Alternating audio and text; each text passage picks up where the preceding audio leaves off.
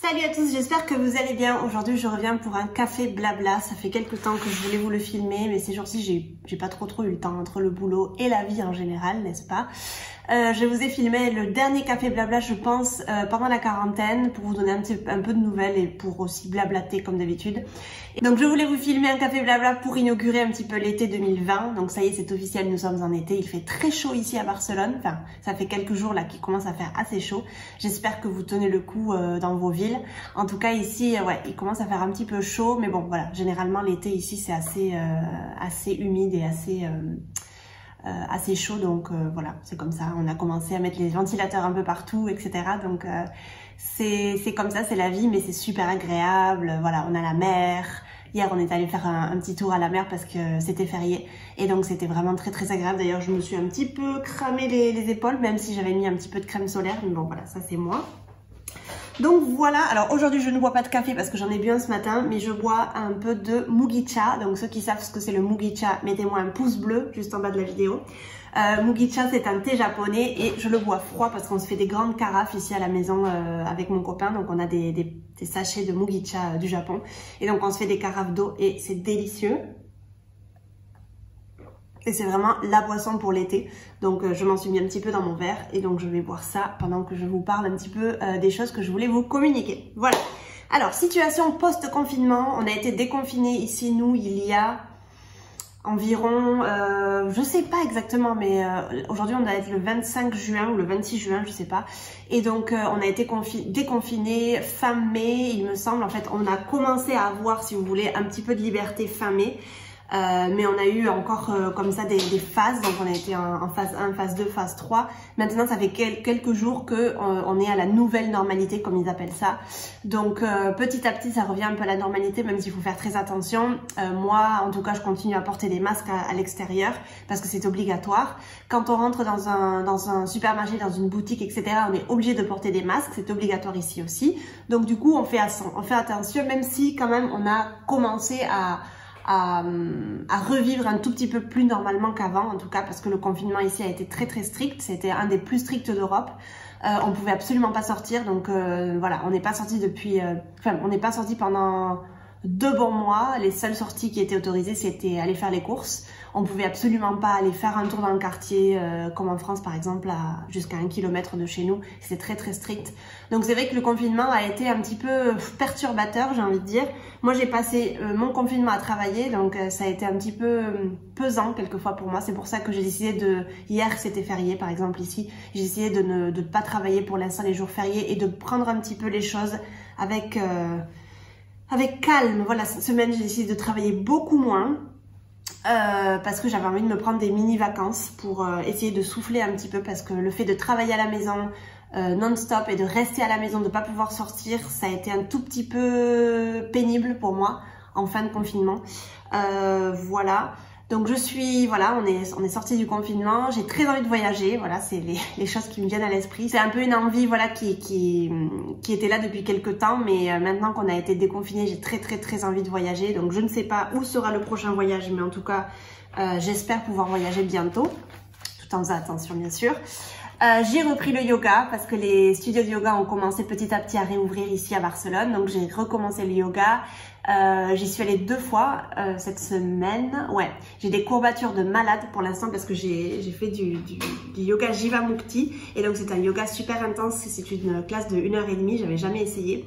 Et donc c'était génial. Vraiment, j'ai passé un super moment et j'y reviens là samedi. Donc j'ai super hâte. Et je suis super heureuse vraiment d'avoir repris le yoga parce que moi et le yoga à la maison, c'était forcément pas le festival, voilà. Je dois dire que je ne suis absolument pas disciplinée pour ce qui est du yoga à la maison. J'en fais de temps en temps quand ça me prend, mais aucune régularité. Donc je suis très contente d'avoir l'opportunité de revenir dans les studios de yoga que j'aime ici à Barcelone. Deuxième chose que je voulais vous dire aussi, c'était le fait que j'avais arrêté d'enseigner l'anglais. Donc je vous mets la vidéo que j'ai faite il y a pas longtemps dans la barre d'infos pour que vous puissiez aller faire un tour. Donc j'ai arrêté d'enseigner l'anglais parce que je me consacre entièrement en fait, j'ai postillonné. Je me consacre entièrement à l'enseignement du français et de l'espagnol pour le moment et je pense que ça va continuer comme ça parce que finalement c'est vraiment les deux langues où je me sens les plus à l'aise et puis voilà, l'anglais c'était pas forcément une langue que je voulais enseigner sur du long terme. Donc j'ai décidé d'arrêter l'anglais. Si vous n'avez pas vu ma vidéo, regardez-la, elle est dans la barre d'infos si ça vous intéresse et je vous renvoie d'ailleurs vers une professeure tout à fait compétente si vous avez envie d'étudier l'anglais de votre côté. Voilà. 2 livres que j'ai lus il n'y a pas très longtemps. Alors un livre, je suis tombée amoureuse de ce livre et je vous le conseille vraiment si vous êtes amant de la langue française et si vous aimez un petit peu apprendre les choses un petit peu de la langue française, les petites erreurs, les petites astuces, etc. Un bonbon sur la langue. Alors, Muriel Gilbert, c'est une chroniqueuse qui est sur RTL et qui anime la chronique Un bonbon sur la langue, donc le titre de son bouquin. Ça dure 3-4 minutes, donc je vous mettrai aussi le lien du podcast en bas dans la barre d'infos, c'est un de mes podcasts favoris. Elle parle aussi de petites erreurs qu'on fait généralement, de petites astuces qu'on peut faire, qu'on peut intégrer pour essayer de faire moins d'erreurs en français. Et elle a sorti ce bouquin-là il y a quelques années, je pense, mais je le connaissais pas. Et en fait, dans ce bouquin-là, il y a d'autres choses, un petit peu, d'autres erreurs en fait qu'on fait en français. Donc ça s'appelle Un bonbon sur la langue. On n'a jamais fini de découvrir le français. Vraiment génial. Alors je vais vous lire un petit peu ce qu'elle dit. Pourquoi les Bourbons prennent-ils un S mais les Macron n'y ont pas droit? Pourquoi le nom de Charles de Gaulle est-il un aptonyme? Amis des mots, vous le savez, le français est une langue compliquée, mais elle est souvent savoureuse, acidulée, colorée, sucrée, comme un bonbon. Toutes ces bizarreries, ces règles alambiquées et toutes ces exceptions sans fin sont autant de friandises. Au fil de ce livre, je vous raconte ces erreurs qui sont entrées dans le dictionnaire et lève le voile sur des accords qui causent bien des désaccords. Vous apprendrez aussi à résoudre le casse-tête des prépositions et percerez le secret des calembours. Régalez-vous, la boîte de bonbons est ouverte. J'ai adoré, je l'ai lu vraiment super facilement. Il y a 150 pages, non, 200 pages, ça coûte 7 €, voilà. Je l'ai commandé sur internet, je l'ai offert à ma mère pour la fête des mères et à mon ami Arnaud pour son anniversaire il n'y a pas très longtemps parce que ce sont 2 amants de la langue française et j'ai pas eu encore de retour, mais en tout cas voilà, c'est un livre que je vous conseille à 100%. Je vous mets aussi le lien dans la barre d'infos si vous avez envie de le commander. Un autre livre que je suis en train de lire, que j'ai pas fini, je suis à peu près à la moitié. C'est un livre un peu plus pour les enseignants, donc c'est quelque chose qui a rapport avec la linguistique qui me passionne.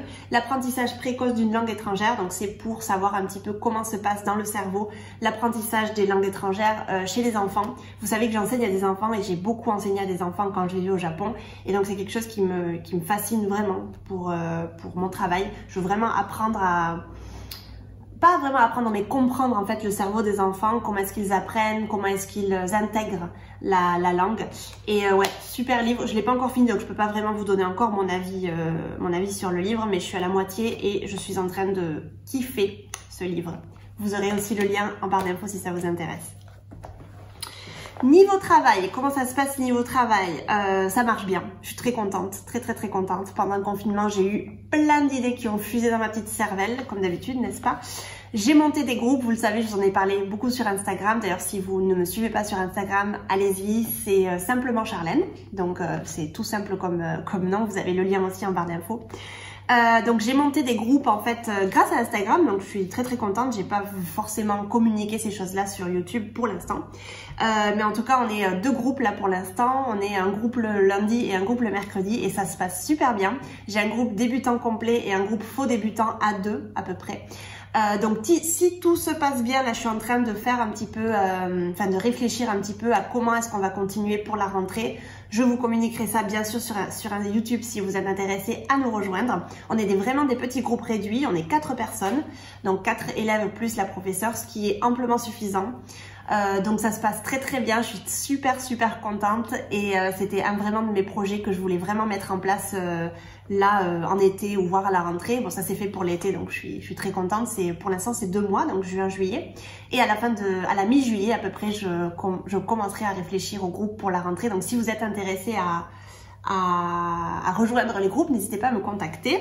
Je suis en train aussi de travailler sur sur un site web qui est pratiquement fini. Donc je pense qu'il sera opérationnel début juillet. Je vous le communiquerai sur Instagram et sur YouTube pour que vous puissiez aller le voir. Ce sera beaucoup plus facile en fait pour les gens qui veulent rejoindre des groupes de s'inscrire sur le site directement et ne pas me contacter à moi en passant par des emails, etc. Ce sera très facile. Vous pourrez voir tout le travail que j'ai fait avec des vidéos, etc. Ce sera vraiment un site facile à utiliser, mais aussi assez informatif.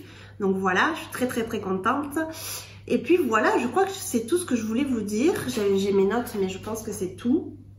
Voilà, ouais. J'espère que vous allez bien, en tout cas, que vous avez passé un bon confinement et que vous n'avez pas trop souffert de la situation. J'espère que... Racontez-moi si vous allez partir en vacances cet été. Nous, c'est franchement pas sûr parce que on sait pas. Franchement, tout est tellement incertain. On sait franchement pas ce qu'on va faire. Je voulais partir quelques jours à Toulouse en août, mais on va voir un petit peu comment ça se passe avec la situation des frontières, même si apparemment elles sont ouvertes. Et j'aimerais tellement partir en voyage toute seule. Alors j'aime mon copain, il n'y a pas de souci, mais j'ai besoin un petit peu de m'évader quelques jours par-ci par-là. Donc je suis en train de regarder un petit peu pour voyager prochainement en Europe, hein. Pas très loin, dans une ville que je ne connais pas, quelques jours peut-être, par-ci par-là, on verra comment ça se passe. Voilà les amis, je vous fais de gros bisous, j'espère que cette vidéo vous aura plu. N'hésitez pas à me suivre sur Instagram parce que je communique beaucoup sur Instagram, beaucoup, je suis très présente. Je vous embrasse très fort et je vous dis à bientôt pour une prochaine vidéo. Salut!